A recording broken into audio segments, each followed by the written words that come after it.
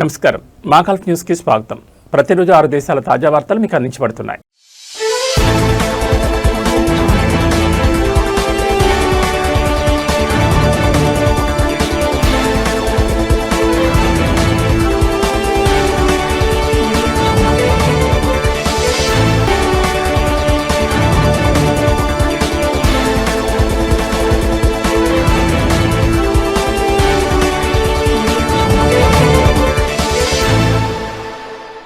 వేసవి సెలవుల్లో కుటుంబాలతో కలిసి సరదాగా గడిపేందుకు ఖతార్లో అనేక వినోద కేంద్రాలు అందుబాటులో ఉన్నాయి. హాలా సమ్మర్ 2026 కార్యక్రమంలో భాగంగా ఖతార్ టూరిజం సంస్థ వివిధ అమ్యూజ్మెంట్ పార్కులు, ఇండోర్ ఎంటర్టైన్మెంట్ సెంటర్లు, పిల్లల కోసం ప్రత్యేక ప్లే జోన్లను సందర్శకులకు పరిచయం చేస్తోంది. ఖతార్లోని ప్రముఖ వినోద కేంద్రాల్లో రైడ్లు, గేమ్స్, మంచుతో కూడిన సాహసాలు, ఇంటరాక్టివ్ ప్లే ఏరియాలు వంటి అనేక ఆకర్షణలు ఉన్నాయి. పిల్లలు, యువత, పెద్దలు తమకు నచ్చిన వినోదాన్ని ఎంచుకునే అవకాశం ఉంది.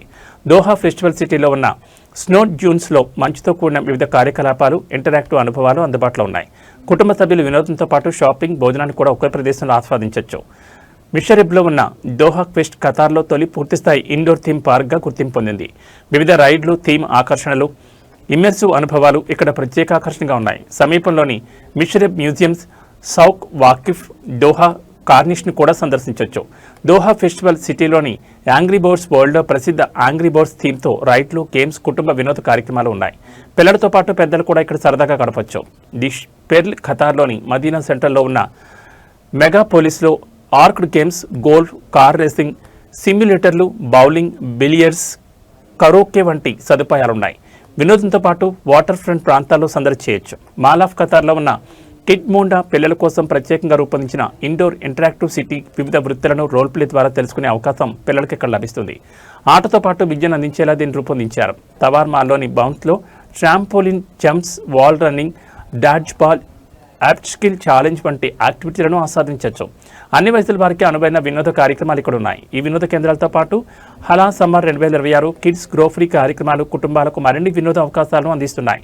షాపింగ్, భోజనం, పర్యాటక ప్రదేశాల సందర్శనతో పాటు వినోదాన్ని కూడా ఒకే పర్యటనలో ఆస్వాదించేలా ఖతార్లోని ఆకర్షణలు అందుబాటులో ఉన్నాయి. ఖతార్లో వేసవి సెలవులను కుటుంబంతో కలిసి గడపాలనుకునే వారికి ఈ వినోద కేంద్రాలు ప్రత్యేక ఆకర్షణగా నిలుస్తున్నాయి.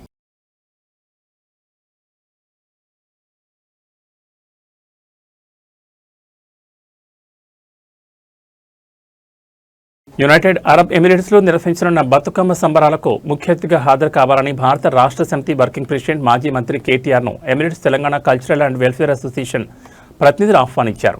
ఈ మేరకు శుక్రవారం నందినగర్లోని కేటీఆర్ నివాసంలో ఆయన కలిసి ఆహ్వాన పత్రాన్ని అందజేశారు. ఈ సందర్భంగా బతుకమ్మ వేడుకలకు సంబంధించిన పోస్టర్ను కేటీఆర్ చేతుల మీదుగా విడుదల చేశారు. ఈటీసీఏ ఆధ్వర్యంలో గత 16 సంవత్సరాలుగా యూఏఈలో బతుకమ్మ సంబరాలు ఘనంగా నిర్వహిస్తున్నామని ప్రతినిధులు కేటీఆర్ తెలిపారు. తెలంగాణ సంస్కృతి సంప్రదాయాలకు అద్దం పట్టేలా ప్రతి ఏటా బతుకమ్మతో పాటు పలు సాంస్కృతిక కార్యక్రమాలు నిర్వహిస్తున్నామని వివరించారు. ఈసారి అక్టోబర్ 11, 2026న దుబాయ్లోని అల్ అహిలీ స్పోర్ట్స్ క్లబ్ నిర్వహించనున్న బతుకమ్మ సంబరాలకు ముఖ్య అతిథిగా హాజరు కావాలని కేటీఆర్ను కోరారు. ఈ సందర్భంగా ఈటీసీఏ ప్రతినిధులతో సమావేశమైన కేటీఆర్ గల్ఫ్లోని తెలంగాణ కార్మికుల పరిస్థితులు, ఉపాధి అవకాశాలు, వారు ఎదుర్కొంటున్న సమస్యలు తదితర అంశాలపై ఆరా తీశారు. తెలంగాణ నుంచి గల్ఫ్ దేశాలకు వెళ్లిన కార్మికుల ప్రస్తుత పరిస్థితులు, వారి సంక్షేమానికి సంబంధించిన వివరాలను అడిగి తెలుసుకున్నారు. తెలంగాణకు దూరంగా గల్ఫ్ దేశాల్లో నివసిస్తున్నప్పటికీ తమ సంస్కృతి సాంప్రదాయాలను కాపాడుతూ బతుకమ్మతో పాటు ఇతర సాంస్కృతిక కార్యక్రమాలు నిర్వహిస్తున్న ఈటీసీఏ ప్రతినిధులను కేటీఆర్ అభినందించారు. తెలంగాణ సంస్కృతి సంప్రదాయాలను ప్రపంచవ్యాప్తంగా చాటి చెప్పడంలో ప్రవాస తెలంగాణ సంఘాలు చేస్తున్న కృషి అభినందనీయమన్నారు. ఈటీసీఏ కేవలం సాంస్కృతిక కార్యక్రమాలకే పరిమితం కాకుండా గల్ఫ్ కార్మికుల కష్ట నష్టాల్లోనూ అండగా నిలుస్తూ ఇబ్బందుల్లో ఉన్న తెలంగాణ బిడ్డలకు సహాయ సహకారాలు అందిస్తున్న తీరు గొప్పదని కేటీఆర్ అన్నారు. గల్ఫ్లో తెలంగాణ కార్మికులకు ఎలాంటి ఇబ్బందులు ఎదురైనా తమ వంతు సహకారం అందిస్తామని ఆయన హామీ ఇచ్చారు. ఇప్పటికే గల్ఫ్ దేశాల్లో వివిధ కారణాలతో చిక్కుకుపోయిన పలువురు తెలంగాణ వాసుల సమస్యల పరిష్కారానికి కేటీఆర్ వ్యక్తిగతంగా ప్రత్యేక చొరవ చూపి వారిని స్వస్థలాలకు చేరుకునేలా చేసిన విషయాన్ని ఈటీసీఏ ప్రతినిధి సందర్భంగా గుర్తు చేశారు. తెలంగాణ బిడ్డల సమస్యల పరిష్కారానికి కేటీఆర్ అందిస్తున్న సహకారానికి వారు కృతజ్ఞతలు తెలిపారు. ఈటీసీఏ ఆధ్వర్యంలో అక్టోబర్ 11, 2026న దుబాయ్లోని అల్ అహీలీ స్పోర్ట్స్ క్లబ్లో బతుకమ్మ సంబరాలు ఘనంగా నిర్వహించనున్నారు. ఈ కార్యక్రమానికి కేటీఆర్ ముఖ్య అతిథిగా హాజరు కానున్నారు. యూఏఈలోని తెలంగాణ ప్రవాసులు పెద్ద సంఖ్యలో పాల్గొనేలా కార్యక్రమాన్ని నిర్వహించేందుకు ఈటీసీఏ ఏర్పాట్లు చేస్తోంది.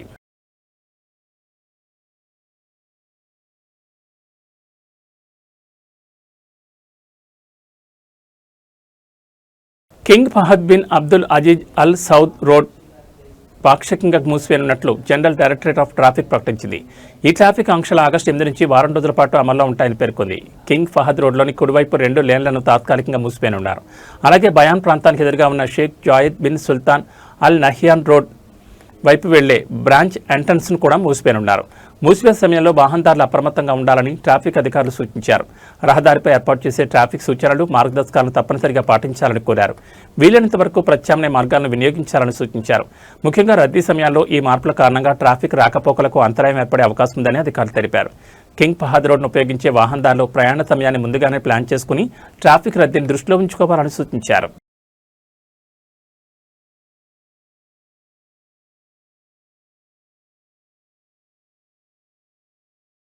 కువైట్లో కుటుంబ సభ్యుల కోసం జారీ చేసే ఫ్యామిలీ విజిట్ వీసాలను శాశ్వత ఆర్టికల్ 22 రెసిడెన్సీగా మార్చుకునే నిబంధనలను అధికారులు వివరించారు. నెలకు కనీసం 800 కువైట్ దినార్లు వేతనం పొందుతున్న ప్రవాసులు నిర్ణయించిన అర్హతలు పూర్తి చేస్తే తమ భార్య 18 ఏళ్లలోపు కుమారులు, 21 ఏళ్లలోపు అవివాహిత కుమార్తెలు విజిట్ వీసాలను రెసిడెన్సీగా మార్చుకోవచ్చు. ఇందుకోసం కేడీ 150, మార్పిడి రుసుము, ఆరోగ్య బీమా, రెసిడెన్సీ స్టాంప్ ఫీజులు చెల్లించాల్సి ఉంటుంది. అయితే వేతన అర్హత లేని వారి దరఖాస్తులను మానవతా ప్రత్యేక పరిస్థితుల ఆధారంగా పరిశీలిస్తారు. ముఖ్యంగా 5 ఏళ్లలోపు పిల్లలు తల్లికి కువైట్లో చెల్లుబాటు అయ్యే రెసిడెన్సీ ఉంటే ఆ చిన్నారి విజిట్ వీసాను రెసిడెన్సీగా మార్చుకునేందుకు అవకాశం ఉంటుంది. అలాగే భార్య గత రెసిడెన్సీ గడువు ముగిసి ఏడాదిలోపు మాత్రమే అయ్యుంటే భర్త ఆమె కోసం రెసిడెన్సీకి దరఖాస్తు చేసుకోవచ్చు. అయితే ఇలాంటి కేసుల్లో రెసిడెన్సీ వ్యవహారాల డైరెక్టర్ జనరల్ ఆమోదం తప్పనిసరి. అధికారులు మరియు ముఖ్య విషయం కూడా స్పష్టం చేశారు.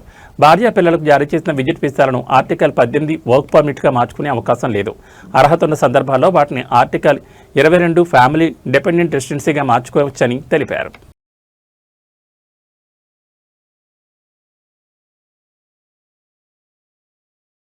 బహ్రెయిన్లోని హమద్ టౌన్ బ్లాక్ 1205 ప్రాంతాల్లో ప్రతిపాదించిన 2 మసీదుల నిర్మాణం స్థలాల నమోదు ప్రక్రియ పూర్తి కాకపోవడంతో 8 ఏళ్లుగా నిలిచిపోయింది. పలుమార్లు అధికారుల దృష్టికి తీసుకెళ్లినా సమస్యకు పరిష్కారం లభించలేదని స్థానికులు ఆవేదన వ్యక్తం చేస్తున్నారు. ఉత్తర మున్సిపల్ కౌన్సిల్ సభ్యుడు అబ్దుల్లా ముబారక్ బెలాల్ అల్ కుబైసీ మాట్లాడుతూ ఈ అంశంపై గత 8 ఏళ్లుగా నిరంతర ప్రయత్నాలు చేస్తున్నప్పటికీ జాఫరీ వక్ఫ్ డైరెక్టరేట్లో 3 డైరెక్టర్లు మారినా ఎలాంటి పురోగతి లేదని తెలిపారు. రోడ్ 536లో నిర్మించాల్సిన ఇమాం అల్ మహ్దీ గ్రాండ్ మసీద్, రోడ్ 535లో ప్రతిపాదించిన ఖతం అల్ అన్బియా మసీద్ కోసం కేటాయించిన స్థలాల విషయంలో Jafari Waqf directorate, urban planning and development authority, survey and land registration bureau, housing and urban planning మంత్రిత్వ శాఖలతో పలుమార్లు సమావేశాలు, స్థల పరిశీలనలు జరిపినప్పటికీ నమోదు ప్రక్రియ పూర్తి కాలేదని పేర్కొన్నారు. ప్రతిసారి హామీలు మాత్రమే ఇస్తున్నారని, కానీ ఆచరణలో ఎలాంటి చర్యలు కనిపించడం లేదని స్థానికులు అసంతృప్తిని వ్యక్తం చేస్తున్నారు. స్థలాల నమోదును వెంటనే పూర్తి చేసి అవసరమైన పత్రాలు జారీ చేసి మసీదుల నిర్మాణాన్ని ప్రారంభించాలని, అధికారులు చర్యలు తీసుకోవాలని స్థానికులు కౌన్సిల్ సభ్యుడు అల్ కుబైసీ మరోసారి విజ్ఞప్తి చేశారు. ఈ 2 మసీదులు బ్లాక్ 1205 ప్రాంత ప్రజల ఆధ్యాత్మిక, సామాజిక అవసరాలను తీర్చేందుకు ఎంతో కీలకమని వారు పేర్కొన్నారు.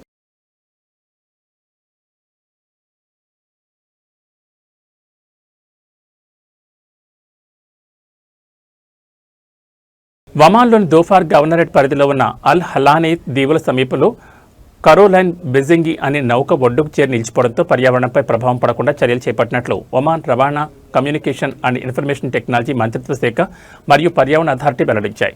ప్రభుత్వంలోని సంబంధిత శాఖలతో సమన్వయంగా పరిస్థితిని ఎప్పటికప్పుడు పర్యవేక్షిస్తున్నామని, సముద్ర పర్యావరణం లేదా నౌకాయాన భద్రతకు ఎలాంటి ముప్పు తలెత్తినా అత్యవసర కార్యాచరణ ప్రణాళిక ప్రకారం వెంటనే చర్యలు తీసుకునేందుకు ప్రత్యేక సాంకేతిక బృందాలు సిద్ధంగా ఉన్నాయని సంయుక్త ప్రకటనలో పేర్కొన్నారు. ఉపగ్రహ చిత్రాలు, క్షేత్రస్థాయి సర్వేలు, సాంకేతిక నమూనాల ఆధారంగా పరిస్థితిని నిరంతరం అంచనా వేస్తూ ఎదురయ్యే సవాళ్లను గుర్తించి తగిన నిర్ణయాలు తీసుకుంటున్నట్లు అధికారులు తెలిపారు. అంతర్జాతీయ ప్రమాణాలు, చట్టాలు, ఒప్పందాలకు అనుగుణంగా అన్ని చర్యలు చేపడుతున్నామని స్పష్టం చేశారు.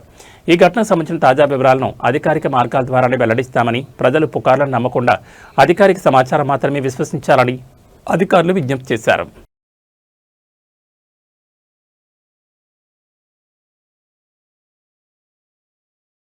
ఇవి మా గల్ఫ్ న్యూస్ విశేషాలు.